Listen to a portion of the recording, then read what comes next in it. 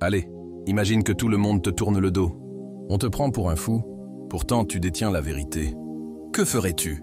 Noé Nuh a tenu bon pendant 950 ans face aux moqueries et aux humiliations. Son histoire est une leçon de patience, de foi et de persévérance. Et pourtant, peu de gens connaissent cette histoire en profondeur. Si tu veux découvrir des récits inspirants comme celui-ci, abonne-toi maintenant et active la cloche. Noé Nuh, un prophète envoyé par Allah à un peuple plongé dans l'idolâtrie et la corruption. Pendant 950 ans, il n'a cessé d'appeler à l'adoration d'Allah seul, sans associé. Il prêchait jour et nuit, en public et en privé.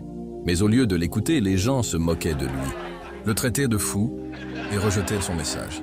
Malgré les années et les épreuves, Noé persévérait. Il n'a jamais cessé de croire en Allah et de tenir bon, malgré le peu de croyants autour de lui. Alors, Allah lui révéla une vérité bouleversante. Plus personne ne croira en toi, sauf ceux qui ont déjà cru. C'était un moment décisif, mais Noé ne douta pas. Il savait que la promesse d'Allah serait tenue.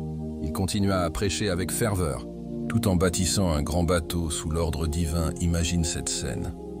Un vieil homme, au milieu du désert, bâtissant un énorme bateau, alors que personne ne comprenait. Les moqueries étaient nombreuses. Les gens se riaient de lui et disaient « Regardez ce fou, il construit un bateau en plein désert ». Mais Noé n'a jamais perdu espoir. Il savait que le châtiment d'Allah était imminent. Et un jour, tout changea.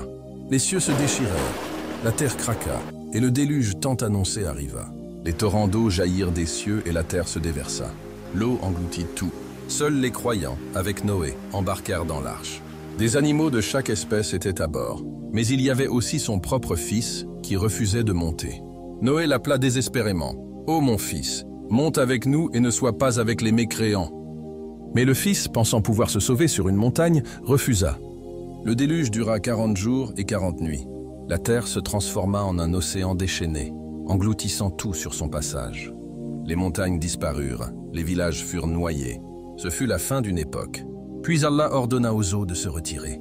La terre s'assécha, l'arche s'échoua sur le mont Judi, et les croyants sortirent, prêts à reconstruire un monde juste.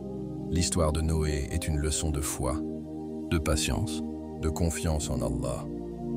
Elle nous enseigne qu'il ne faut jamais perdre espoir, même quand tout semble perdu, et qu'il faut toujours garder la foi en Allah, même face à la moquerie et au rejet.